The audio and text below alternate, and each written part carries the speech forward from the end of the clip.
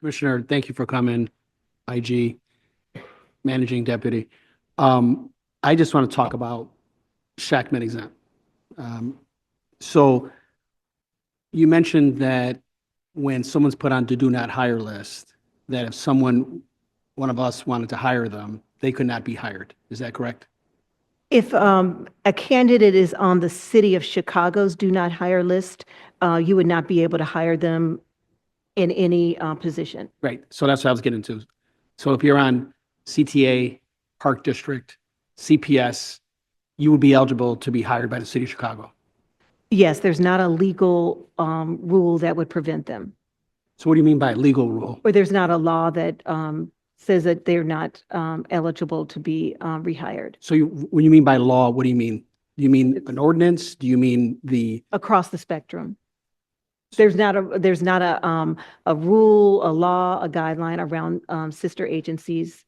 I know, but I'm trying to get to, is it something that can be fixed through an ordinance, or is it law, like HR law, that states that you can't prohibit anyone from? Well, I this type think of- we have to address the challenges that I spoke earlier about IFR lists across all city agencies. Again, the policies differ from agency to agency, and there's not a uniform information system that is shared across all of the agency, leads. So those are some of the challenges to getting to one IFR list and system. One of my colleagues mentioned about why we're here, right? Obviously, there was a scenario that took place, and taking a look at past decisions to figure out if there's a way, if there's a pattern there. Is that something your office is taking a look at now, as to whether or not there was a pattern based on folks ending up on that IFR list? Actually, we're more future focused with how can we improve the policy even more this year. So what about those people, though, that are waiting for that appeal, that have been terminated, that were put on the IFR list, have submitted a appeal in accordance with the rules, but haven't made a decision yet? Is that something you're looking at to determine whether or not that person was correctly put on that list? I've answered all the appeals that have come to me. I don't have any in waiting. Okay, so of the 100+ you average a year, those are all been responded to and decisions made on those? I only received 21 appeals in 2024, and I 24. responded to every appeal. Okay. And my response time was 2 weeks. I think I have to push back on that, because I know some people that were on that for. That was before I came into the office. Okay. I'm talking about the cases Yeah. that came under my leadership. Gotcha. Okay. Yes. Yeah. So when I think of the IFR, I think of, like, from a contractual standpoint with MBE, where you're getting disbarred, where it's just been something egregious, criminal, IFR. So I'm sorry, for being disbarred. So on the IFR, that's dissimilar for workers. They've done something so bad, it's egregious, perhaps criminal, infamous, that would allow the city to say, you know what, this person shouldn't be working for the city anymore. Could I clarify, Alderman? Actually, it's any violation of a personnel rule. But again, for union and career service employees, there's a period of lengthy progressive discipline. It's not like I was late to work once, I'm fired, and I'm put on the IFR list. You just said any Violation of a Violation of- personnel rule. right. So if you are late, what is that a violation? That's not going to lead to a termination. One tardy is not leading to a termination of anybody at the city of Chicago.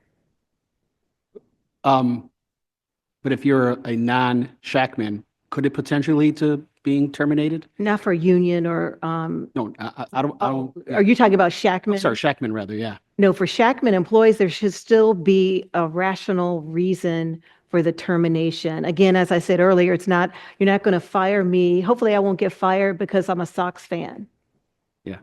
Well, I think that, well, based on some past terminations, I think that when you take a look at some of the things people were terminated for, it sounds as minor as what you just said about someone being tardy, whether someone's away from their desk for 30 minutes, whether someone sent a grammatical email error.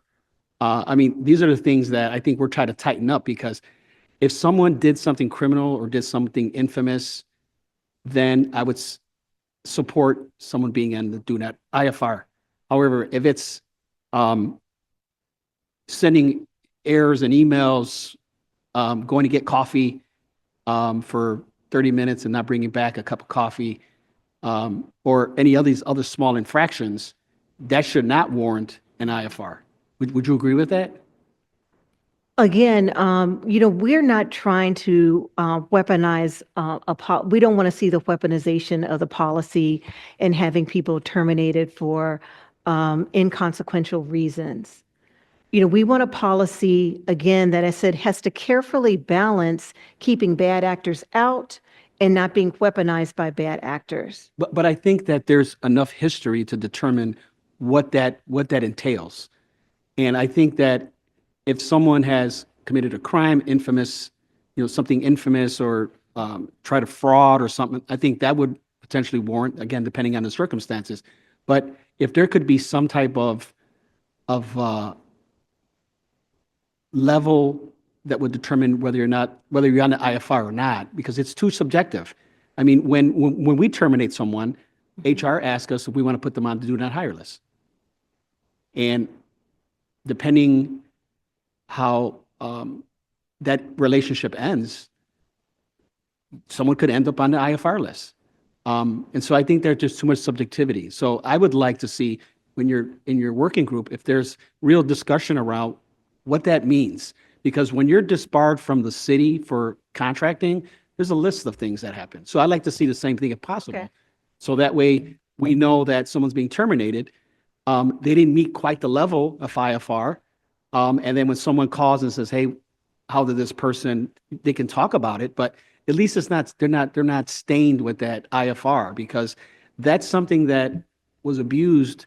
And while we're here talking about it, because it was abused and it hurt people that were trying to start a career in public service. And I think that we need to be cautious as to how that's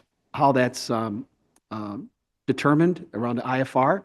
And again, I hope your working group takes a look and puts some really guardrails around how this comes out, because it was disappointing to see that there was so much subjectivity and abuse. And those bad actors, we want to make sure they're on the IFR list, but those folks that had small infractions or small disagreements don't end up on that list.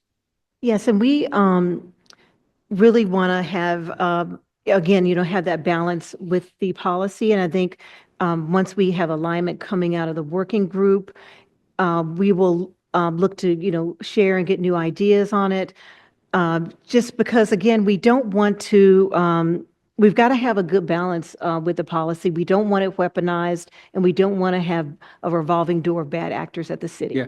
Well, again, IFR to me is like a career death penalty. Mm-hmm. And that should be used only when it's extreme infractions, not on the small infractions that were identified that put people in the IFR. And so again, IFR is like a decision that is a potentially career-ending decision, and should be tied to something that was just egregious, really egregious and infamous crime, fraud and abuse, et cetera, similar to what we do with contractors. Just wanted to put there. Thank you. Thank you.